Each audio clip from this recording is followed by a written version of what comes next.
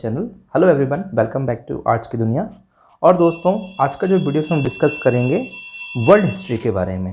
तो दोस्तों, world history की बात अगर मैं आपसे करूं तो बहुत सारे लोगों का ये कमेंट फिर से एक बार मेरे चैनल पर आ रहा है कि हिस्ट्री में वर्ल्ड हिस्ट्री का कंटेंट हमको प्रोवाइड कीजिए।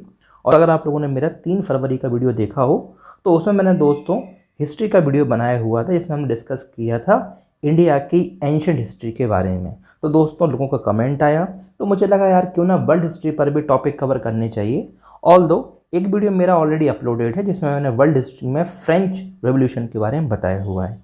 लेकिन कमेंट्स दोस्तों टेलीग्राम चैनल पर, टेलीग्राम ग्रुप पर इस तरह से आ रही थी कि जो आपका वर्ल्ड हिस्ट्री में एंशिएंट वर्ल्ड हिस्ट्री है, यानी कि इजिप्शियन सिविलाइजेशन, इसके अलावा मेसोपोटामियन सिविलाइजेशन, इन पर उनको कंटेंट चाहिए। शुरू करते हैं इन सभी बातों के साथ आज का वीडियो। तो दोस्तों, हम लोग पहुंच चुके हैं स्क्रीन पर और आप देख सकते हैं यहाँ पर क्लियरली मेंशन है एंशिएंट इजिप्ट। अगर आप सिलेबस को देखें, अगर आप सिलेबस को गो थ्रू करें तो आपके लिए सेकेंड सेमेस्टर का सिलेबस हो सकता है किसी यूनिवर्सिटी में सेकेंड ईयर का सिलेबस हो सकता है वर्ल्ड एंशिएंट हिस्ट्री का। तो दोस्तों, उसमें टॉपिक्स आपके ही होते हैं, जैसा कि मैंने आपको बताया थोड़ी देर पहले, Egyptian civilization, Mesopotamian civilization, Roman empire and so on. Egypt क्या है? अगर आप इस वीडियो की बात करें, अगर इस वीडियो में थोड़ा सा आपको बताना चाहूँ तो दोस्तों आपको मैं बहुत ही शॉर्ट में इजिप्ट की political information, economical information, social information, साथ में दोस्तों किस तरह से इजिप्ट में कौन कौन इंपॉर्टेंट रूलर्स हुए, इजिप्ट के पिरामिड्स के बारे में, रिलीजन के बारे में, मतलब वो सारे एस्पेक्ट्स में कवर करूँगा जिससे आपको बहुत ज़्यादा हेल्प मिल जाएगी आपके अपकमिंग एग्जाम्स में। तो जैसे लिखा हुआ है यहाँ पर एंशिएंट इजिप्ट में जो पॉइंट्स आपको दिए हुए हैं, ये पॉइंट्स आपको बेसिक इन्फॉर्मेशन है। तो जैसे क्या लिखा हुआ है फर्स्ट पॉइंट में, the Nile is a river in eastern Africa. तो आपको ये क्लियरिटी होना चाहिए कि इजिप्ट बेसिकली जो है ये हमारे एशिया कॉन्टिनेंट का पार्ट नहीं है, यूरोप कॉन्टिनेंट का पार्ट नहीं है, it's a part of Africa. तो दोस्तों, अफ्रीका कॉन्टिनेंट में इजिप्ट है और एक समय इस इजिप्ट को इजिप्शियन सिविलाइजेशन बोलते थे। तो नाइल यहाँ पर एक रिवर है जो आज वर्ल्ड की सबसे बिगेस्ट रिवर में जानी जाती है। कहाँ से कहाँ बहती है ये? तो साउथ से लेकर नॉर्थ ईस्टर्न अफ्रीका में इस रिवर का फ्लोइंग है। सेकेंड पॉइंट क्या दिया हुआ है? Ancient Egypt was divided into 2 regions. जो दोस्तों पुराना इजिप्ट था, जो आपके सिलेबस में दिया हुआ है, जिसके बारे में आप पढ़ रहे हैं, तो दोस्तों वो 2 रीजन्स में डिवाइडेड था। एक था अपर इजिप्ट और एक था लोअर इजिप्ट। नेक्स्ट पॉइंट क्या है दोस्तों? द मोस्ट इंपॉर्टेंट थिंग, अगर हम इंपॉर्टेंट थिंग की बात करें तो नाइल की ये थी कि जो एंशिएंट इजिप्शियन लोग थे, ओके, वो इस नाइल रिवर की वजह से ही फार्मिंग करते थे। इस नाइल रिवर की वजह से ही उनको फार्मिंग के लिए जो पानी है वो प्रोवाइड होता था। तो दोस्तों, ये बिल्कुल बेसिक सी इन्फॉर्मेशन है, बेसिक सी बात है यार कि जितनी भी पुरानी सिविलाइजेशन है, जैसे आप इंडिया की बात करो तो हमारे यहाँ इंडिया की सिविलाइजेशन में कौन सी आती है? मैंने कमेंट भी के लिए भी बोला था आपसे मेरे प्रीवियस वीडियो में, लेकिन अभी तक किसी ने कमेंट नहीं किया। दोस्तों, आंसर मैं आपके लिए बता देता हूँ। आंसर है हमारे यहाँ हड़प्पन सिविलाइजेशन। तो हड़प्पन में जैसे इंडस रिवर फेमस है, वैसे ही नाइल का आपको ध्यान रखना है एंशिएंट इजिप्शियन सिविलाइजेशन में। अगर हम बात करें तो दोस्तों इजिप्ट का ज़्यादातर हिस्सा क्या है? डेजर्ट है। लेकिन नाइल रिवर की वजह से यहाँ की जो सॉइल है उसकी फर्टिलिटी रिच है और यहाँ पर अच्छी क्रॉप्स हुआ करती थी उस टाइम पीरियड में। तो मतलब आप इस पॉइंट को इन पॉइंट्स को एज अ इंट्रोडक्शन ले सकते हैं, साथ में आप इन पॉइंट्स को एज अ एग्रीकल्चरल एक्टिविटी में भी ले सकते हैं। Now the next point is, Nile river जो थी इससे बिल्डिंग मटेरियल भी लोगों को प्रोवाइड होता था। अब ये बिल्डिंग मटेरियल बेसिकली क्या है? तो आपके लिए इसके लिए कुछ सब पॉइंट्स भी मेंशन है यहाँ पर, as you can see here, ये देख सकते हैं आप। They use the mud from the river banks to make sun-dried bricks। ये रिवर बैंक्स मतलब नाइल के किनारे जो मड होता था, यानी कि जो मिट्टी होता है, उससे ये लोग ब्रिक्स बनाते थे। तो दोस्तों, ये बिल्कुल बेसिक सी बात है, जहाँ भी रिवर्स होती हैं वहाँ के आसपास के लोग बिल्डिंग मटेरियल के लिए ब्रिक्स प्रिपेयर करते हैं। आज रिप्लेसमेंट हो गया है ब्रिक्स की जगह पर दोस्तों, बहुत सारे जो हैं सीमेंटेड ब्रिक्स हो गए हैं। लेकिन जो एंशिएंट टेक्नोलॉजी की बात करें तो ऑफकोर्स दैट वॉज ब्रिक्स।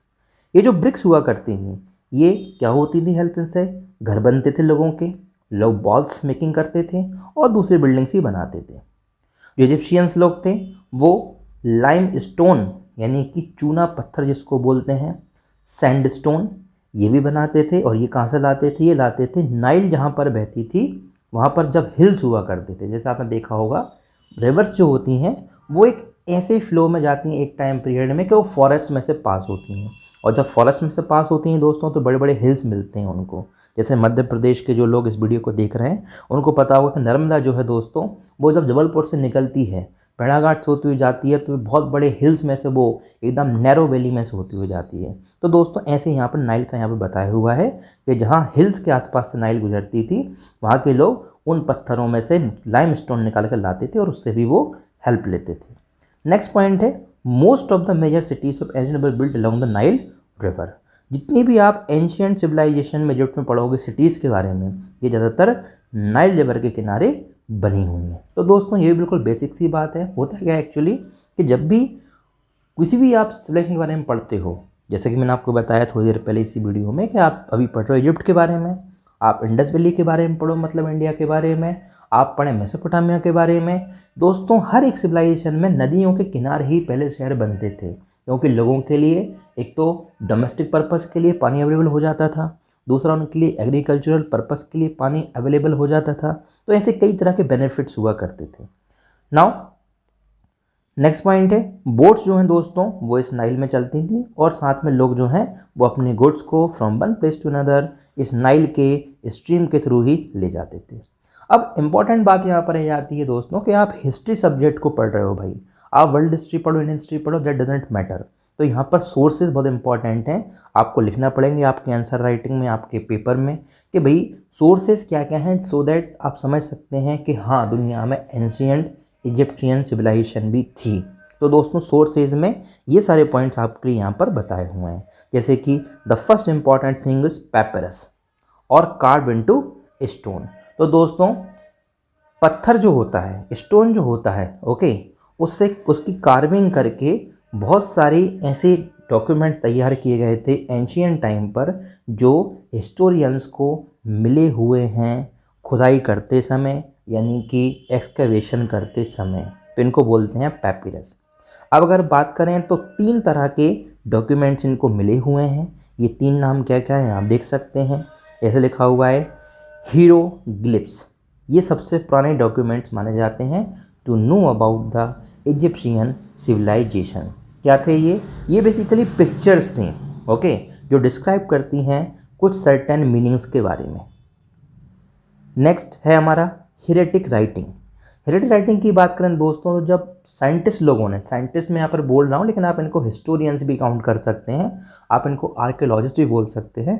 तो ये जो हेरिक्रेटिक थी राइटिंग ये सबसे ज़्यादा यंगेस्ट राइटिंग मानी जाती है, मतलब रीसेंट स्टडीज़ में इसके बारे में पता चला हुआ है। और ये बेसिकली रिलीजियस टेक्स्ट हुआ करते थे, those were prepared by the priest of Egypt.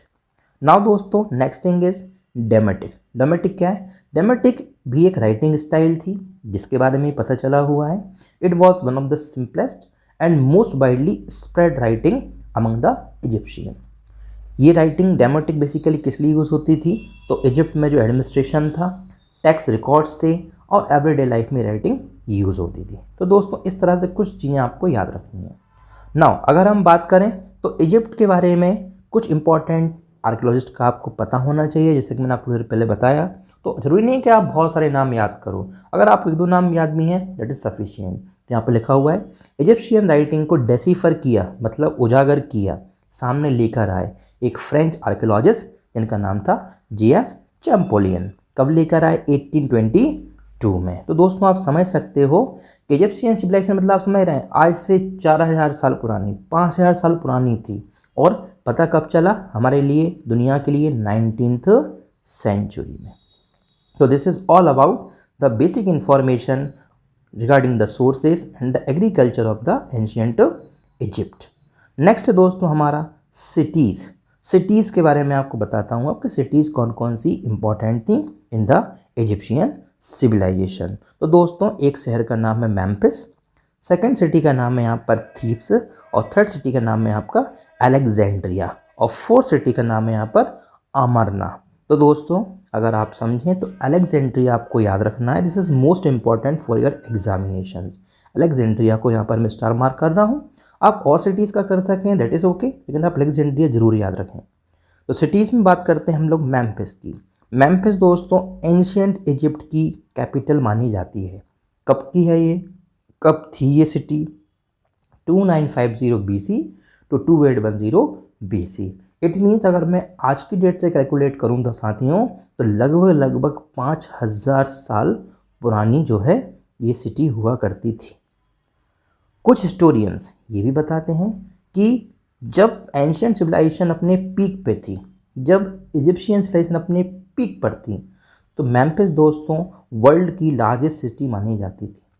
ये एक इंपॉर्टेंट सिटी थी as I told you because it was the capital. Memphis के बाद जो अगला शहर पॉपुलर हुआ during that time period that was the Thebes. तो it was the first capital of Egypt around 2135 BC। तो दोस्तों यूजुअली ऐसा होता ही है, कोई एक शहर एक टाइम पीरियड में बहुत ज़्यादा पॉपुलर होता है, उसके बाद उसकी पॉपुलैरिटी डिक्लाइन होती जाती है। तो जैसे हम इंडिया की बात करें तो इंडिया में क्या था, जब ब्रिटिश साम्राज्य था तो अंग्रेज़ों ने क्या किया, बहुत ज़्यादा वेटेज, बहुत ज़्यादा इंपॉर्टेंस कोलकाता को दी, यानी कि कलकत्ता को दी। आगे जाकर क्या हुआ, जब देश आज़ाद होने वाला था तो क्या हुआ, उन्होंने दिल्ली को वेटेज देना शुरू कर दिया। तो ऐसे ही दोस्तों मेम्फिस के बाद जो दूसरा इंपॉर्टेंट शहर बना इजिप्ट की सिविलाइजेशन में, that city was Thebes. Okay, ये भी एक कैपिटल सिटी रही 1279 BC तक। थीब्स एंड मेम्फिस जो हैं दोस्तों राइवल थे एक दूसरे के लिए, मतलब ये दोनों शहर के जो भी उस समय के किंग्स हुआ करते थे, मुनार्स हुआ करते थे, लोग हुआ करते थे, एक दूसरे के दुश्मन जैसे बने होते थे। ये एक इम्पॉर्टेंट सिटी थी, ऑफकोर्स रिलीजियस सिटी भी थी और पॉलिटिकल सिटी भी थी। साथ में दोस्तों बहुत सारे टेम्पल्स मिले हुए हैं रिसर्च के टाइम पर आर्कियोलॉजिस्ट को इस सिटी से। ओके, अगर हम टेम्पल की बात करें तो टेम्पल ऑफ करनाक और टेम्पल ऑफ लक्सोर, तो ये चीज़ें आपको याद रखनी है। नाउ अलेक्जेंड्रिया की, जैसे मैंने आपसे बात की, इंपॉर्टेंट सिटी है, आप याद रखना है अलेक्जेंड्रिया। दोस्तों अलेक्जेंड्रिया की बात करूं तो ये भी एक कैपिटल सिटी थी। कब से कब तक थी, 322 to 641 AD तक। तो दोस्तों अलेक्जेंड्रिया इसलिए इंपॉर्टेंट है बिकॉज यहाँ पर आप ध्यान से देखें, so we have moved towards AD। AD का मतलब होता है कि हम लोग जो आज कॉमन एरा चल रहा है उसमें आ गए हैं। तो मतलब ये सिटी जो है, इसके बारे में जो रेफरेंसेस मिले हुए हैं, जो इन्फॉर्मेशन मिली हुई है हिस्टोरियंस को, ये बहुत ज़्यादा ऑथेंटिक आप मान सकते हो, बहुत ज़्यादा आप वैलिड मान सकते हो। तो of course this was also the capital जब अलेक्जेंडर ने कन्क्योर किया था किसको, इजिप्ट को। अब यार अलेक्जेंडर का नाम तो आपने सुना ही होगा। तो इसने जब कन्क्योर किया इजिप्ट को, तब अलेक्जेंडर ने इस शहर को बनाया अपनी कैपिटल। और अलेक्जेंडर के ही एक जनरल ने यहाँ पर एक डायनेस्टी इस्टेब्लिश की थी। That dynasties name was Ptolemy dynasty.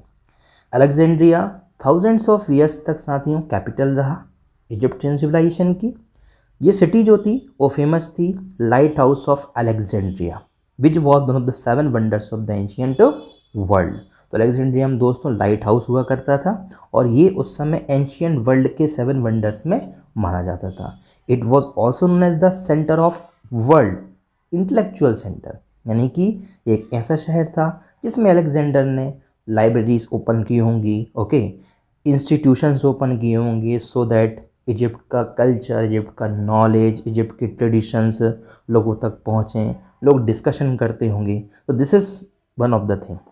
Alexandria कहाँ पर लोकेटेड था, तो नॉर्दर्न इजिप्ट में ही लोकेटेड था, मेडिटेरियन सी के अराउंड। ओके, तो इजिप्ट में आज भी अलेक्जेंड्रिया शहर है दोस्तों, और इजिप्ट की सेकेंड लार्जेस्ट सिटी कहलाती है। लास्ट है दोस्तों Amarna. Amarna of course Egypt की कैपिटल थी during the reign of pharaoh Akhenaten. अब आप कहोगे यार ये कैसे नाम आ जाते हैं, यार वर्ल्ड हिस्ट्री पढ़ रहे हो आप, तो नाम तो भाई आपके लिए अजीब और गरीब तो मिलेंगे ही। ये बेसिकली एक किंग थे। तो ये जो किंग थे इन्होंने अपना खुद का रिलीजन बनाया था।